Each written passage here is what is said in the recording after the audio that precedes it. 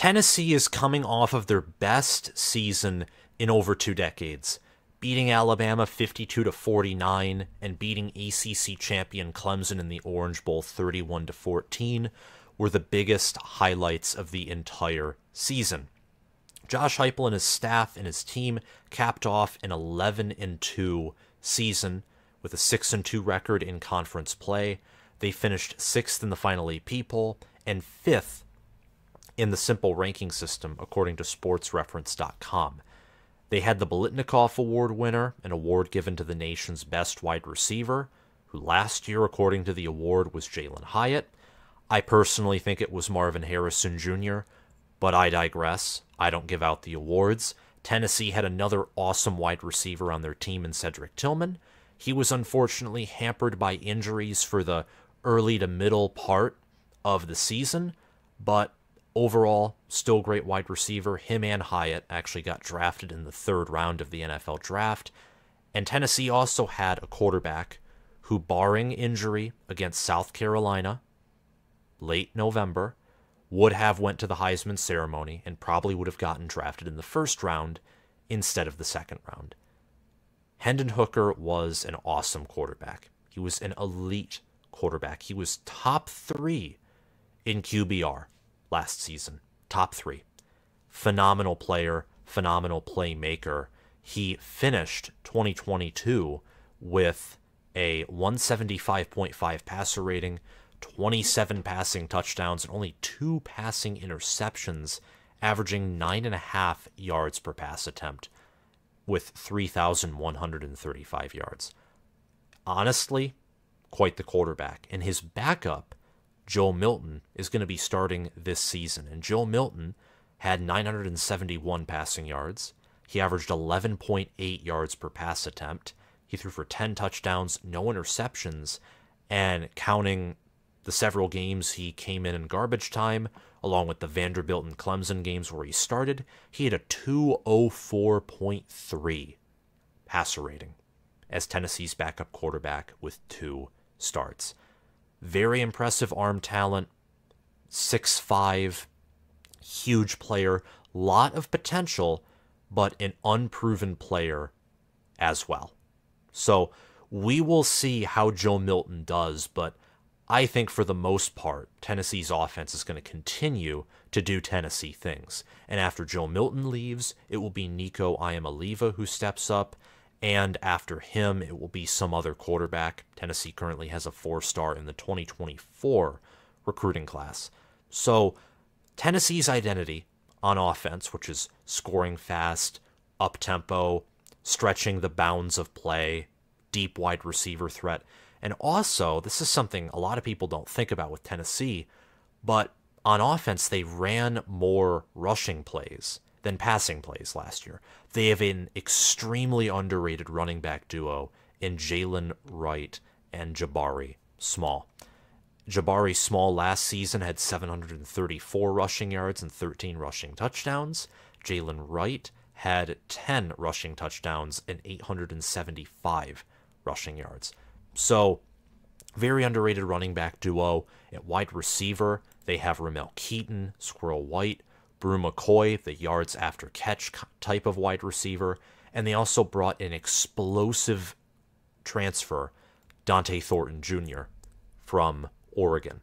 So offensively, I think Tennessee is set in the near future and in the distant future as well. Josh Heupel is a wizard on offense, and he has a reputation of constantly having scoring offenses and total offenses that reside in the top 25, 20, 15, 10, and this year, the best. They were number 1 in both total offense and scoring offense.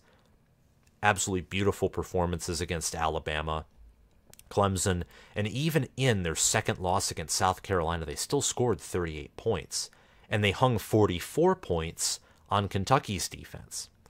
The problem against South Carolina wasn't a problem against Kentucky. They held the Wildcats to 6 points. The problem with South Carolina was the secondary and the defense and also the mentality of the team. I remember hearing a defensive player for the Volunteers say that they just overlooked South Carolina. They thought that it would be no big deal and they could just coast against them on the road in Williams-Brice Stadium, which is loud, electric, and Shane Beamer is a total culture guy. And by culture guy, I mean like a guy who can come in and is like a magnet. He just takes over everything around him with his personality and with who he is. And that's what Shane Beamer has done at South Carolina. And that win over Tennessee and the following week's win over Clemson has really propelled him on a trajectory that could be similar to Josh Heupel's at Tennessee. So the SEC and the SEC East specifically are on a rise, in my opinion, and that's very exciting. Now, when it comes to contending for the conference and contending for the college football playoff, contending for those things looks bleak, in my opinion, in the near and immediate future for Tennessee. And that's because Georgia exists. It's because Georgia, for more than 5 years now, has consistently recruited at a top 5 level. Georgia's quarterback room and wide receiver rooms are the best they've ever been. Their offense under Kirby Smart is the best that it's ever been. And defensively, they're not going anywhere.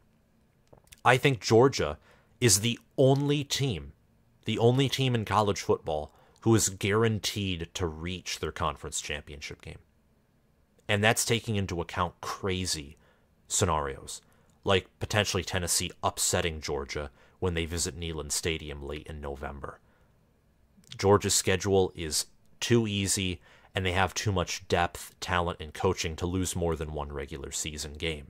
And unfortunately, if you're a team like Tennessee, or 90 to 95% of teams in college football and Division I FBS, your ceiling is probably winning 11, 12, maybe 13 games, but you're going to lose at least 1 or 2. And in Tennessee's case, with Alabama on their schedule, with Georgia on their schedule, they also play Kentucky, Florida, Tennessee in 2023 as well. They host UTSA, underrated group of 5 team who should be good, potentially top 25. They play Virginia in a neutral site. They host Texas A&M, play at Mizzou. I think that Tennessee at best will have a 10-2 record again this season. And since Georgia, I think at worst will have an 11-1 record, that totally means that Georgia will win the SEC East. I think they're a lock to win their division. And that's even from a preseason perspective before we see Georgia take the field against a team that isn't, Georgia's 2 deep or 3 deep, or Georgia's defensive team, or their, red and white teams in the spring game, for example. But that's just this year, maybe 2024, but in 2024 it will now be a round-robin schedule. It'll no longer be the East, the West, etc. And we don't know what rivalries Tennessee will or won't keep in the long term, outside of obviously the third Saturday in October, the rivalry game versus Alabama.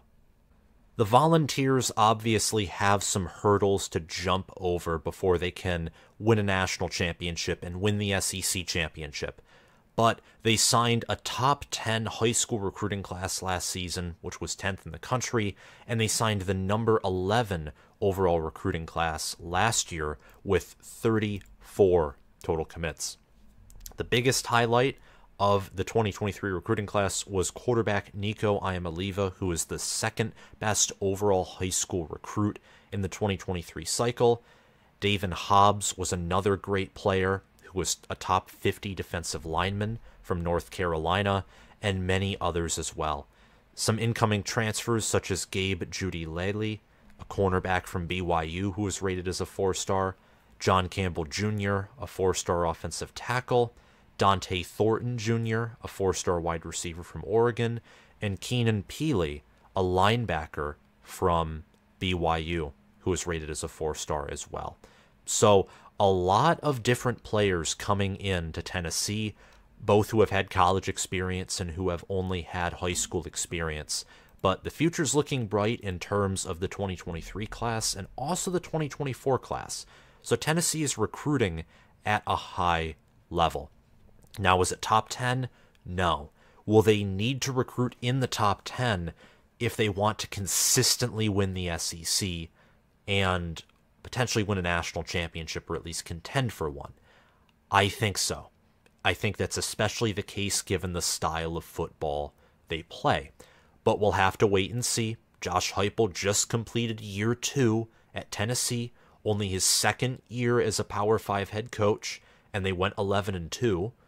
They did immediately, basically, what Jeremy Pruitt and Butch Jones could never do at Tennessee. So we'll have to wait and see. Josh Heupel's a good head coach, a great head coach, and I think that he's assembled quite the staff. And the scheme that he uses, it works. And some will criticize it, just like how they criticize Michigan's scheme, or people will nitpick anything these days. So if you're a Tennessee fan, you just went 11-2 and won the Orange Bowl. And I think that if there is a school that doesn't recruit at the highest level but can win it all, to have a generational talent at quarterback or at least a unicorn at one position can help make up for maybe the lack of overall depth. And Tennessee seems to be recruiting or at least developing unicorns at quarterback and wide receiver. Some of it's schematics, but other parts of it is just developing the individual player. And after Nico Iamaleava inevitably runs out of eligibility, which will happen sooner rather than later, Jake Merklinger will likely take over. Rated as a top 200 player and the 11th best quarterback in the country, he is Tennessee's highest commit so far for the 2024 recruiting class. Mike Matthews is a 5-star wide receiver from Georgia, the 8th best wide receiver in the country, and he actually has a crystal ball by Steve Wiltfong for Tennessee, and he is announcing his commitment tomorrow. So him landing at Tennessee would be huge. It'd be a humongous get for the program. So recruiting right now, I would say, is doing well. If Mike Matthews commits to Tennessee tomorrow, Tennessee recruiting is going to be absolutely on fire. If they can pull in consistent top 10 classes, that doesn't mean every year, but that means most years, and adding Mike Matthews will help in that, they can compete for the SEC, not just for an appearance in the championship game after the East and West are abolished, but they can compete to win enough games in the round-robin schedule to reach Atlanta and also win in Atlanta. I think that Josh Heupel's offense will once again lead the SEC in scoring in 2023, and I expect similar statistics, even with the departures of Hyatt and Tillman and Hendon Hooker. I expect around mid-40s in points per game, like 44, 45, 46. There probably will be some small drop-off, especially since I think Alabama's going to have a better defense. I think that Joe Milton won't have the same accuracy and will have a lower floor than Hendon Hooker. But on the contrary, he will have a higher ceiling. He has a much better arm talent than Hendon Hooker does, and a bigger and better frame. So we'll have to see with many of these things. Again, the first or second Saturday is when you learn more about your team than you ever could have learned in the preseason. I expect Milton, at worst, to be a far superior quarterback still compared to what he was at Michigan in 2020. He was a project at Michigan, and at Tennessee, I don't think he's going to be that whatsoever. I think Josh Heupel and Joe Milton, now with more experience and more maturity, I think that's going to work very well together. Offensively, again, the defense I expect to relatively stay the same. At linebacker, there are some nice young players rising up. On the defensive line, there are key pieces that come back. For example, Tyler Barron, Omari Thomas, Bryson Eason, and Roman Harrison. The defensive line should be the strength of this defense. Secondary, again, will probably be the weakness. It was one of the worst secondaries in the SEC last year. I expect that to be relatively the same. The offensive line will be the biggest area of regression on Tennessee. They lost a first-rounder and one of their guards to the NFL. Center Cooper Mays returns, and he'll be one of the better centers in the SEC, but his support offensive lineman won't play at nearly the level that he does. The current projected starters on the offensive line outside of Mays at center is Ali Lane and Javontes Spraggins at left guard and right guard.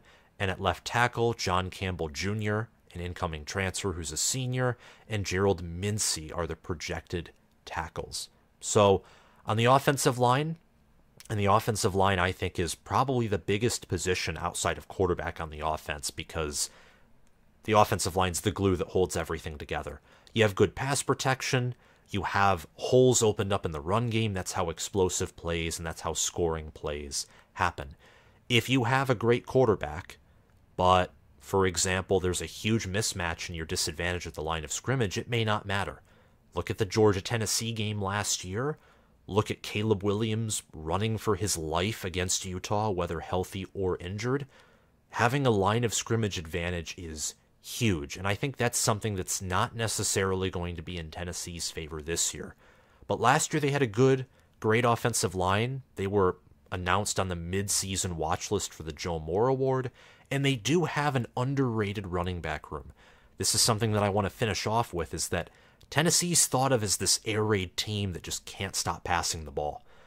And that's where a lot of their big, exciting plays, especially highlight plays, are seen. But behind the scenes, what many of us often don't see is the fact that they had two running backs who had over 700 rushing yards.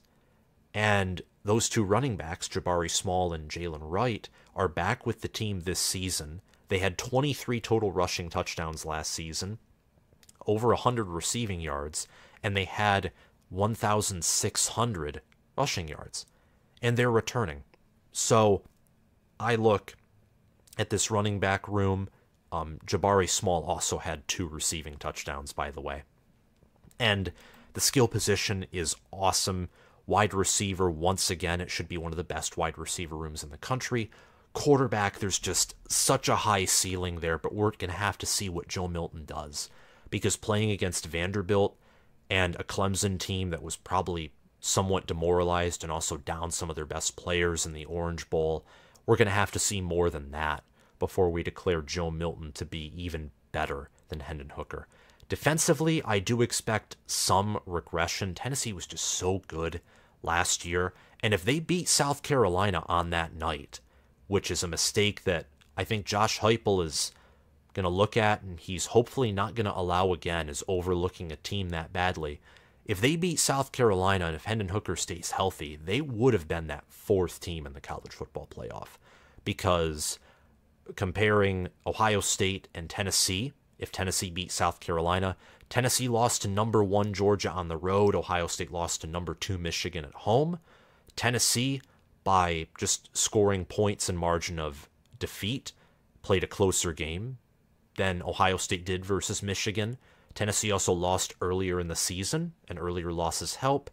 And the SEC definitely, at least according to the metrics that the playoff committee or ESPN or these other sources use, playing in the SEC, especially when you have Alabama and Georgia on your schedule, you're going to have the better strength of schedule, the better strength of record.